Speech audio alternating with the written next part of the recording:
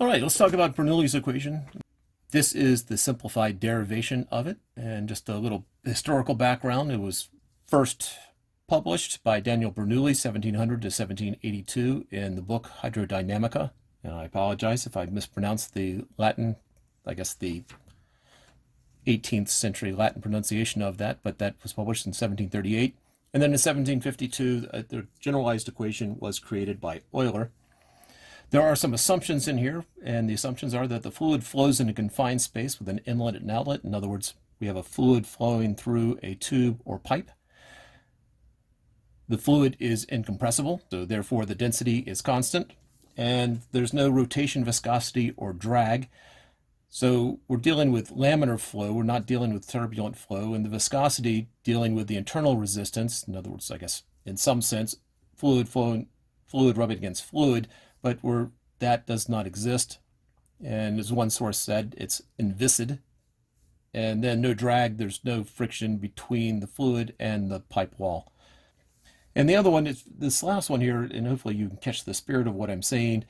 A number of sources talked about that the speed was constant. Actually, said the velocity was constant, and that really is misleading. And what they're basically saying is if I have a tube here, if I do a cross-section of the tube, that the speed anywhere along that cross-section is the same, and not that the speed at this point and the speed at this point are necessarily the same. We do have, since it is an incompressible fluid, we do have the continuity equation to which to be beholden. And we can sort of sum this up in the fact that it's an ideal fluid, which probably can cover all of it, or we can narrow down slightly a little bit that there's no heat transfer, there's no energy loss from heat. So imagine that I have a fluid flowing through a pipe and it is flowing in this direction. So at some moment, just taking a small section of the fluid in the pipe, there's fluid out here and fluid out here, but I'm only concerned with this fluid in this bend in this example. And after some time, it has moved. This whole section of liquid has moved, and so this has moved an amount here in some time dt, and the fluid up here, which was at this point, is now the leading edge that was at this point is now here, and this is the exact same amount of time. The speed of the fluid here and the speed of the fluid here are not the same based upon the continuity equation, and so this distance here is just going to be speed times time. And the distance here is the initial speed, or v1 times time. Since there's fluid over here and fluid over here, there's pressures involved. There's pressures that are pushing on my section of fluid right here. And so I have some force acting there and some force acting here. So if I look at the work being done, that non-conservative work is equal to the change in energy. So non-conservative work, I've got work being done here and work being done here. This force is in the direction of displacement. So I have F1 V1 dt minus, because this displacement is opposite the direction of the force, so that would be F2 V2 dt. And that's going to be equal to the change in kinetic energy plus the change in potential energy. Couple other salient points. It's basically, if during this time, it's as if I've taken this bit of mass here and I've moved it up to there. So I've taken this mass and I've taken it from some initial height. And so when dealing with gravitational potential energy, we have to establish some place where h is equal to 0. And so we have some initial height, and we're taking that mass up to a new height here. And since we are fighting against the force due to gravity, we're going to use the gravitational potential energy when the gravitational acceleration is relatively constant, because we're not dealing with a change in height here of 200 kilometers. We're dealing with a practical situation here. So the formula that we'd use for potential energy is the gravitational potential energy, and for g being relatively constant, and we get mgh, plus a constant if you really want. Since density, let's sort of address these two regions right here. Since density is constant, that's mass divided by volume, or since it's constant, that would be the same at any particular point. And so dm is rho dv.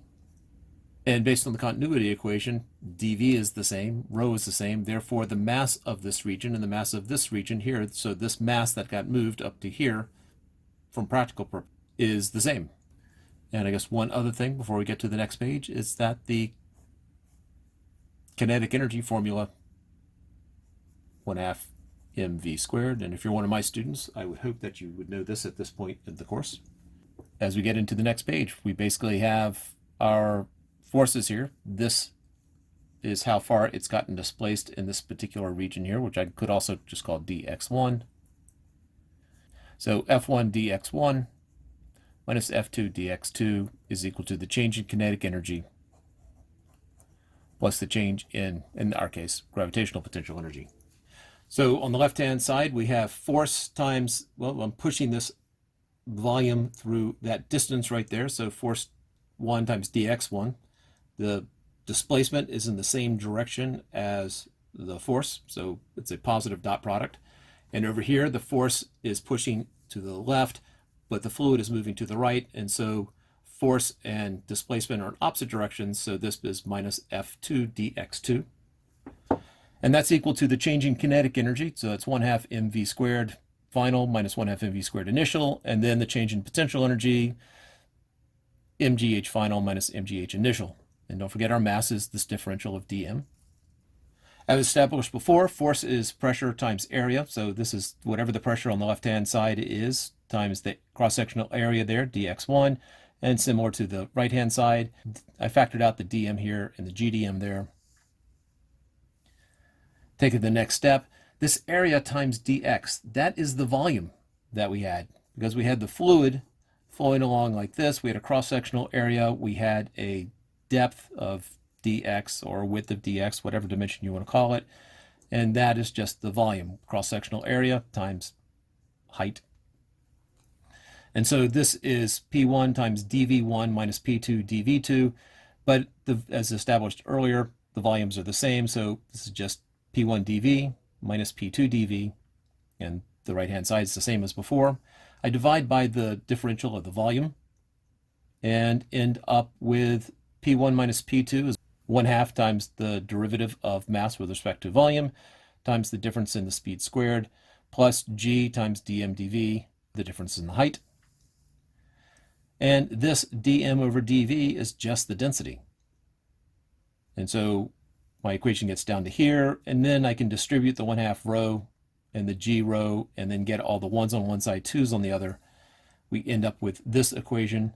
And since it really doesn't matter where the first and second spot are, we've established some generalization. We have these characteristics here at one spot is equal to the ones at the other, and so we can come up with a slightly more generalized, not Euler generalized, but slightly more generalized version of Bernoulli's equation of the fact that the pressure at some point plus 1/2 times the density of the fluid times the speed of the fluid squared plus the density times the acceleration due to gravity times the height is equal to some constant. And there's Bernoulli's equation. I do want to point out that this pressure is the pressure that is exerted on the fluid by the fluid. So just be careful when you're applying Bernoulli's equation. It does deal with the relationship between pressure, speed, and height. However, it does not apply to a lot of the cases that I've seen in physics textbooks. So for example, this is the bad example. If I take an airplane wing, this is a classic, I've seen in too many textbooks, air's coming in this way. In this narrow little spot right here, the speed of the air and the speed on the bottom does not as much. And so therefore there's a drop in pressure and the wing rises. This is basically how airplanes work. This is not Bernoulli's principle. This is looking at the difference in pressure here and here. Bernoulli's principle would be relating the pressure here and here more likely, although gas is not an incompressible fluid. Just please be careful. This is the Kawadi effect. When there's a barrier between the two different locations, we are not dealing with Bernoulli anymore. That's a general rule.